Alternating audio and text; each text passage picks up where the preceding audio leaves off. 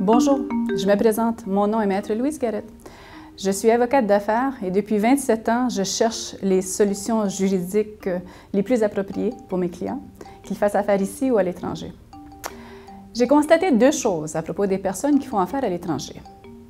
La première, c'est que ce sont des personnes qui aiment l'exotisme, qui aiment apprendre et connaître des nouvelles personnes, n'ont pas peur de la complexité ni de l'inconnu. La deuxième, c'est que quand on est en affaires et on est à l'étranger, on veut surtout faire affaire avec des personnes de confiance.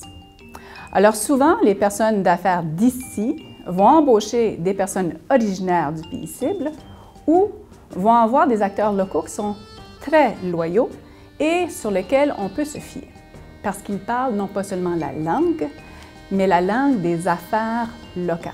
C'est ce qui importe. Alors, quels sont les problèmes que nos clients rencontrent, les problèmes juridiques? Alors, le problème classique, c'est la personne d'affaires nord-américaine qui va faire affaire en France ou dans une ancienne colonie africaine française. Et en matière de droit de travail, s'aperçoit que c'est très facile d'embaucher, mais beaucoup plus difficile de mettre à pied, même temporairement, son personnel. Alors, nos clients sont souvent surpris d'apprendre qu'ils doivent payer pour des mises à pied. Un simple préavis, ça ne suffit pas. Et la raison que les salaires et les emplois sont tellement protégés, c'est que dans ces juridictions, souvent le salaire va nourrir non pas seulement une famille, mais plusieurs familles, voire même un village. Alors, c'est facile de faire affaire. Ce qu'il faut comprendre, c'est que certaines lois nous suivent dans nos valises. Plusieurs lois en matière d'environnement et entre autres en matière de corruption. Alors, la question, c'est quoi la corruption? Et la loi nous dit, s'il y a pot de vin qu'on reçoit ou qu'on offre, ou si on est en possession ou on recycle des produits de la criminalité, on est face à de la corruption. L'autre point important, c'est de bien connaître le système bancaire. Tous les systèmes bancaires ne sont pas aussi robustes que les systèmes bancaires nord-américains ou européens.